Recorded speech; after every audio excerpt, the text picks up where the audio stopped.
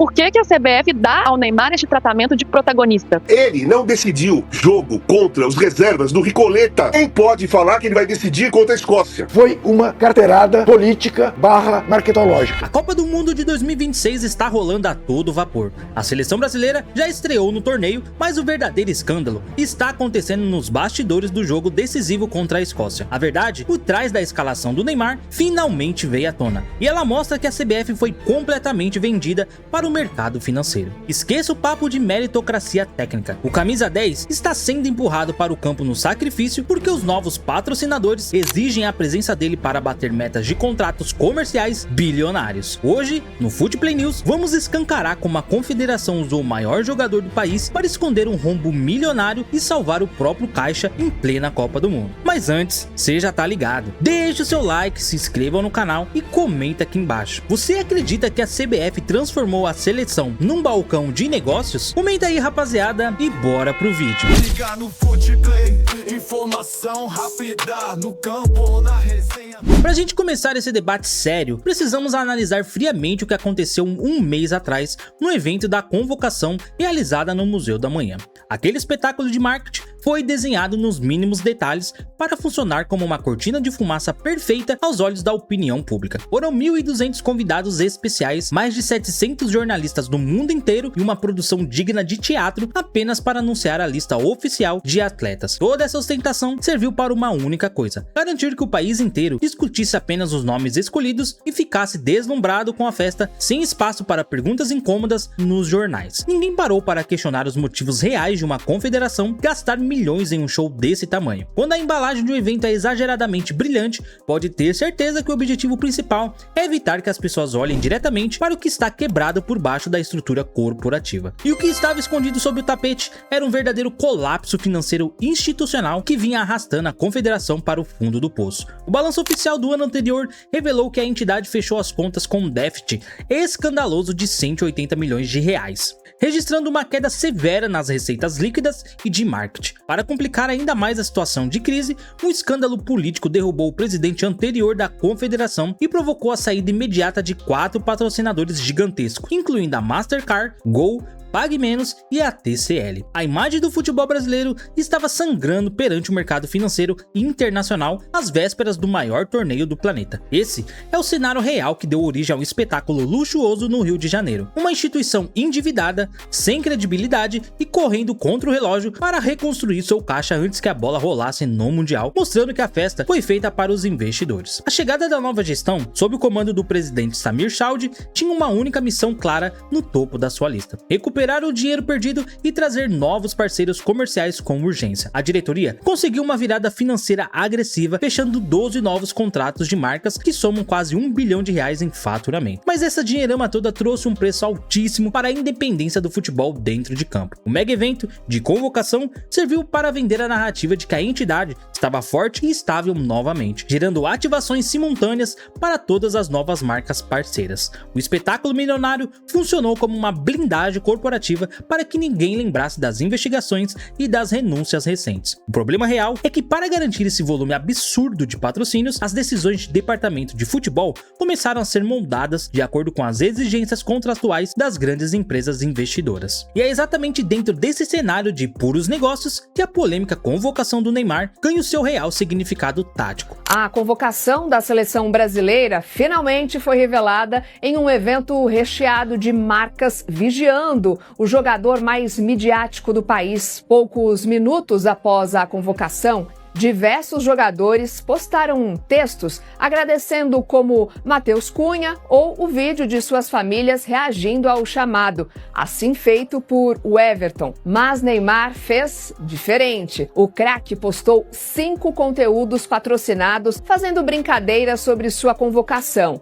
com marcas como Red Bull e Puma. O jogador não atuava de forma regular pela seleção brasileira desde a sua grave lesão sofrida no final de 2023. Foram quase 3 anos de ausência e uma recuperação física cheia de altos e baixos no joelho. O técnico Carlo Ancelotti cansou de repetir na imprensa que só levaria o camisa 10 para o Mundial se ele demonstrasse uma sequência consistente de partidas em alto rendimento defendendo o Santos. O treinador manteve essa postura rígida por meses, mas acabou cedendo na reta final do planejamento. Os números técnicos recentes do craque não justificavam uma mudança de postura tão drástica de um técnico tão vitorioso. A verdade oculta é que a vaga que pertencia legitimamente ao atacante João Pedro, que vinha gastando a bola e brilhando na Europa, foi entregue ao Neymar devido a uma pressão comercial esmagadora que a comissão técnica não pôde conter. O peso comercial dessa escolha ficou evidente nos primeiros 50 minutos logo após o anúncio oficial da lista dos convocados. A equipe de marketing do Neymar já estava com campanhas gigantescas pronta para serem disparadas, faturando cerca de 30 milhões de reais em publicidade imediata antes mesmo de o jogador se apresentar ao grupo de atletas ou realizar um treino. Para piorar a situação e expor a lógica puramente financeira desse ecossistema, a primeira postagem do atleta nas redes sociais não foi celebrando o retorno técnico ao time, mas sim promovendo uma plataforma de apostas, a Blaze, envolvida em polêmicas recentes. Ficou muito claro para o mundo que o ecossistema comercial ao redor do jogador estava usando a vitrine máxima da seleção brasileira para faturar algo, justamente no momento em que a confederação precisava usar a imagem do maior astro vivo do país para dar retorno de exposição prometido aos 12 patrocinadores que salvaram as contas. Agora, um questionamento que fica também, âncora, é por que a CBF dá ao Neymar este tratamento de protagonista, como o Uruguai está esperando pelo Arrascaeta, como a Espanha estava esperando pelo Yamal, o Yamal até entrou ontem, não era nem esperado que ele jogasse ontem esse primeiro jogo, pela necessidade jogou, enfim. Mas por que a seleção brasileira dá ao Neymar o tratamento que as outras seleções dão às estrelas? Por que não esteve essa paciência com o Estevão, por exemplo? O Estevão, no dia 4 de junho, no início do mês, deu uma declaração dizendo que já estava curado, que ele poderia jogar, por exemplo. Poderia ter acompanhado um pouco mais a situação do Estevão, não poderia ter tido um pouco mais de paciência. O Estevão sim era um protagonista da seleção, o artilheiro da era Ancelotti, o melhor jogador da era Ancelotti. Então, porque eu vejo uma diferença na condução das duas situações e falta a CBF explicar bastante coisa a esse respeito. Luísa, vou te responder, Luísa, por uma razão muito simples. Pelos patrocinadores e pela garganteada que deu o senhor Francisco Mendes, vice-presidente da Federação Mato Grossense de Futebol e filho do ministro Gilmar Mendes, dizendo lá no Gilmar Pauluso em Lisboa que quem convocou o Neymar foi ele. Isso dá medida. E ele é protagonista deste momento em que estão puxando o tapete do senhor Chami Saud. É isso.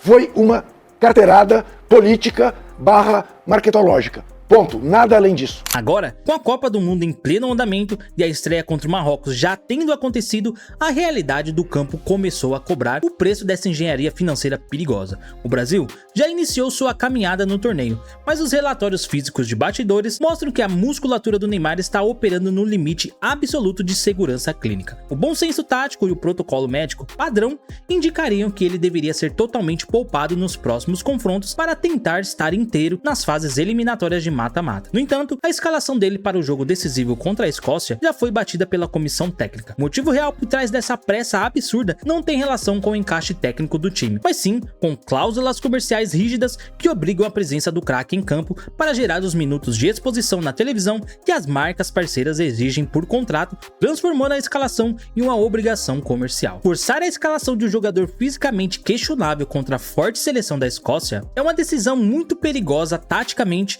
em um mundial de alta intensidade. O estilo do futebol escocês é conhecido por ser extremamente agressivo, baseado em forte imposição física, contatos pesados e transições rápidas durante os 90 minutos. Entrar em campo com um meia central que não possui condições reais de disputar divididas com força máxima quebra completamente o equilíbrio coletivo desenhado por Ancelotti. O time perde a capacidade de pressionar a saída de bola do adversário e fica exposto na recomposição do setor defensivo. O Brasil aceita correr o risco imenso de agravar a lesão do seu principal astro e comprometer o resultado de uma partida decisiva na fase de grupos apenas para cumprir as metas de visibilidade de marcas que tratam o gramado como um grande balcão de negócios lucrativo, colocando o dinheiro acima do desempenho esportivo da equipe. E nesse turbilhão de interesses financeiros e cobrança de patrocinadores, o técnico Carlo Ancelotti se vê numa posição extremamente delicada na beira do gramado. O comandante italiano foi trazido para o futebol brasileiro com o status de um escudo internacional de prestígio, alguém cuja história vitoriosa traria de volta a credibilidade esportiva que a confederação perdeu com os escândalos políticos do passado recente. Como ele já renovou o seu contrato com a CBF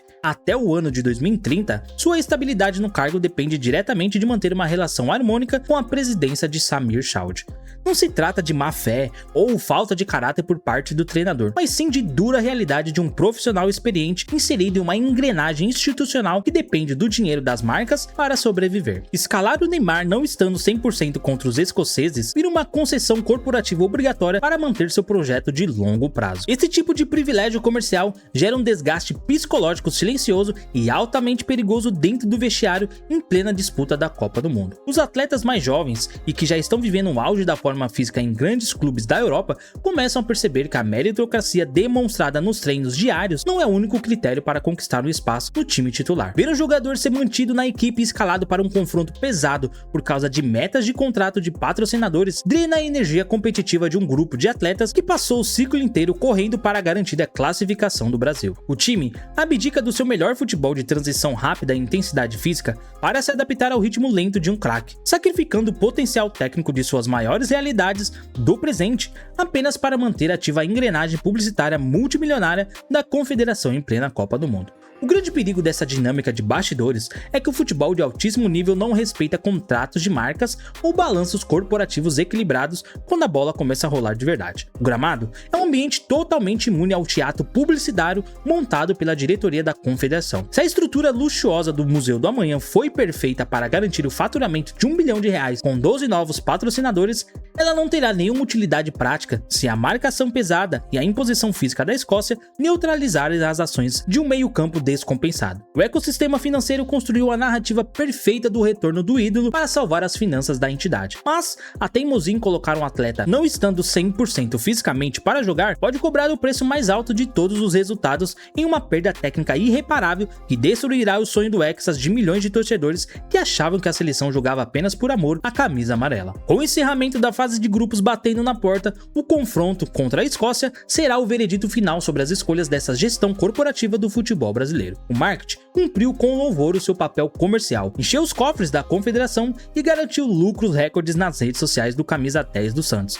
Mas, a partir do momento em que o árbitro apitar o início do jogo, os cifrões deixam de ter importância. A partida vai revelar se manter o craque no sacrifício foi uma estratégia genial de liderança para resgatar o espírito vencedor do grupo ou se foi o maior erro esportivo de uma diretoria que preferiu garantir o fluxo de caixa em detrimento do rendimento técnico necessário para buscar a taça do mundo. O campo nunca perdoa um planejamento focado em negócios de bastidores e o resultado final da partida vai mostrar a todos o tamanho real do preço pago por essa escolha perigosa. Mas, na sua opinião, a CBF está certa em forçar a escalação do Neymar contra a Escócia por motivos de patrocínio ou o Ancelotti deveria bater o pé e poupar o craque? O João Pedro foi injustiçado nessa história?